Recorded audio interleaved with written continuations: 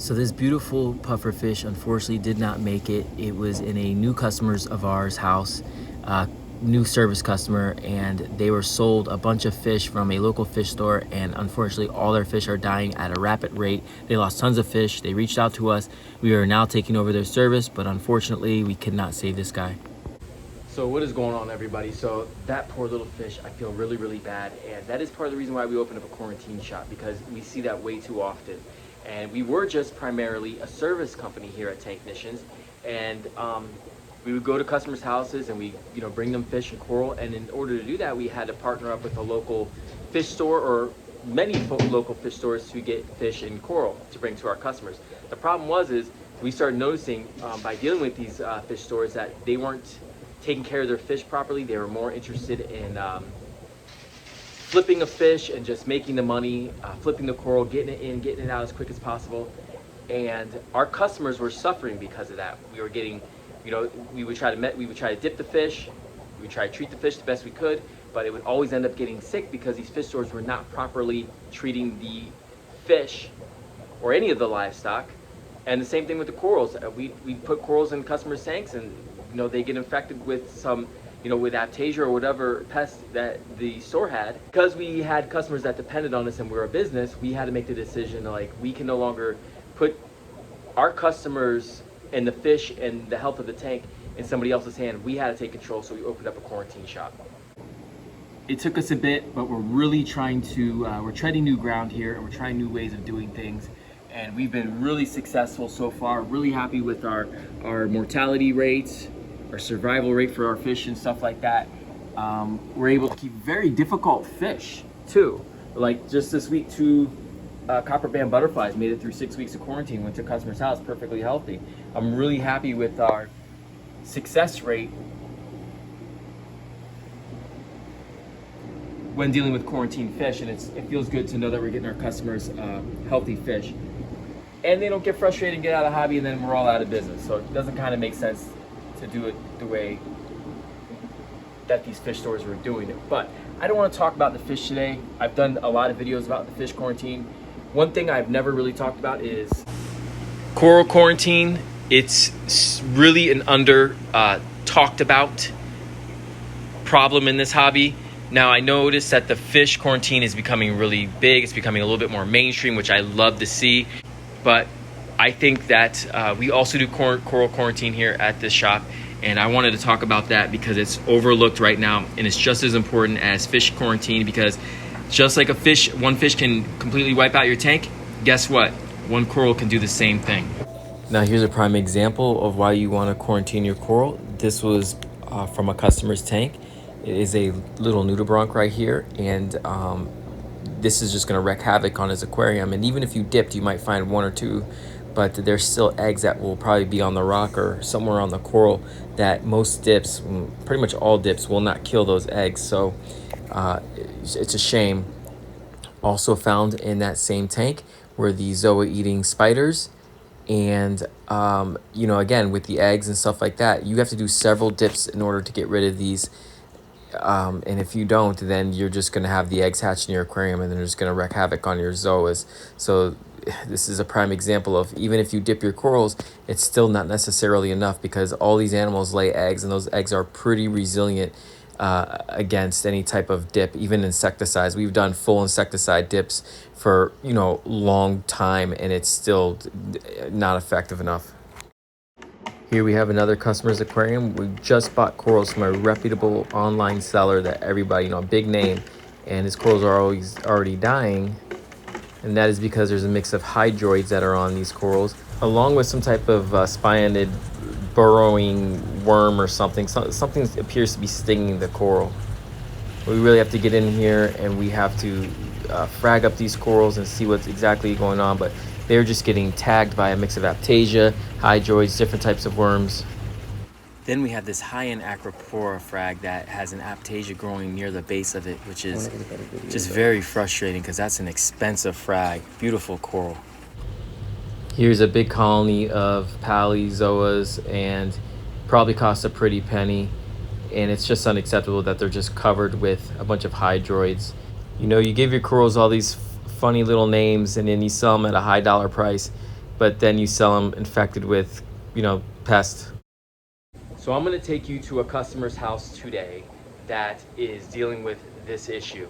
Now, it's a service customer of ours, but a lot of these service customers that we have were either with other companies previously and had problems and sought us out, or they have a service or tank, but they still go to other fish stores or they get corals from online, and they still get third-party corals and fish. Now, we do the best to help them manage their issues, whether it be fish disease or coral pests. But today we're going to go to a tank, and I'm going to show you exactly what I'm talking about, and why I'm kind of really frustrated right now, and why I'm kind of feeling a little bit down about the state of our hobby and what we can do to change it. All right, so we have an aquarium here that I wanted to share with you guys. Now, we service this aquarium, but some of the stuff in here, most of the stuff in here does not come from us, and this tank was up for a long time before we started to service it, but it is currently still getting corals from a third party. And today we've been I noticed that there was some stuff going wrong with the aquarium. So if you look, like these beautiful chalices that were growing great are starting to recede, they're starting to retract. That chalice on the right there was a wild chalice. Like we can't get another frag of that. Yes. So only Janet. Some of the things we noticed today are there is aptasia in this aquarium. It's been in this aquarium for a long time, but we've noticed these snowflake polyps now. This is new on the rock here. And what else did we see? We saw some flatworms. Yeah, there's flatworms on the mushrooms, some of the LPS. There's hydroids, which we had taken care of the hydroids. We got rid of years ago. Yeah. We got rid of flatworms years ago. Yep. And it's a single introduction. Apparently the store told them that they dipped the corals so they would be fine.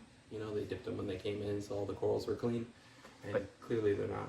Well, it doesn't matter. Dips don't kill eggs. Dips don't kill hydroids. Dips don't kill what came in on these corals. The corals in question are these torched coral, this Favia, and Petinia, were the three corals I believe that were the new additions that came in about 2 months ago.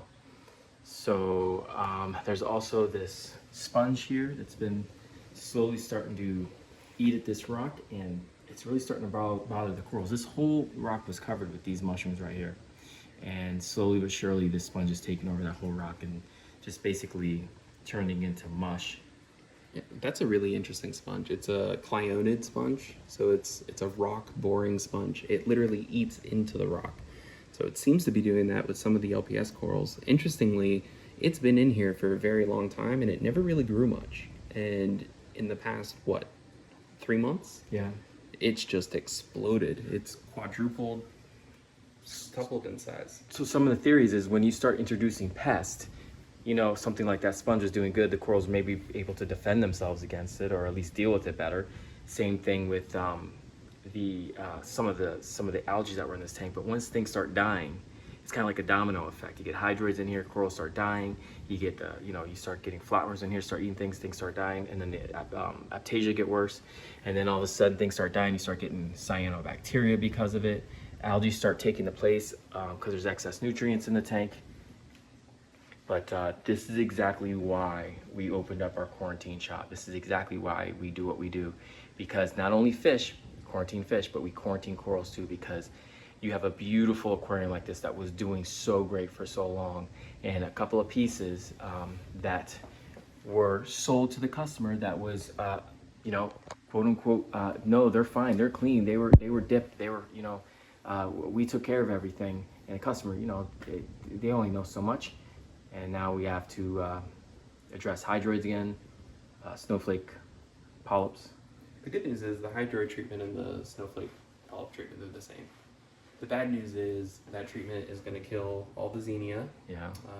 It's going to kill which the customer really likes. Yeah. It's going to probably kill the mushrooms, the eumas, and the discosomas that we have. Yeah. Might impact this guy. Yeah. So it's gonna be a hit, and it's unfortunate, but this is why we quarantine corals. We'll bounce back. We'll bounce back. It's our job as a service company to take care of this problem, but we definitely recommend, have a good relationship with your local LPS. And do research on your own, and you know what, set up your own coral quarantine. Hopefully we can do a video about that. Coral quarantine. Yeah, hopefully on Technicians page we can do a video about that pretty soon, and we can walk you guys through steps. If you want to see that, put it down in the comments, because I think everybody should. Even how much trust can you put in the store? Like, it's just better to do it yourself and just to be sure, especially when you're spending this type of money. The biggest names in this hobby are giving people coral-eating copepods, nudibranchs, hydroids, vermetids, valonia, aptasia, nudibranchs. We just saw it. We just left the tank. We just left the tank. Yeah, we just left the tank that has tons of stuff. So very frustrating. And you know, you work hard to get a tank to look beautiful. Customers had this tank for years, and all of a sudden, you know, things are looking bad. So, but again, we'll bounce back and we'll figure it out. Thank you guys so much for watching. Let me know down in the comments if you would like to see a video on Technicians page about doing a proper coral QT setup. Also, I'd love to hear you guys' thoughts of your experience with coral that you have gotten from fish stores, and what do you expect when getting coral and fish? You know, is this quarantine thing for real, or you think like it's overrated? Whatever you guys want to say. For me personally, I think it's a must with fish and coral. Let me know down in the comments. Until then, I'll see you later.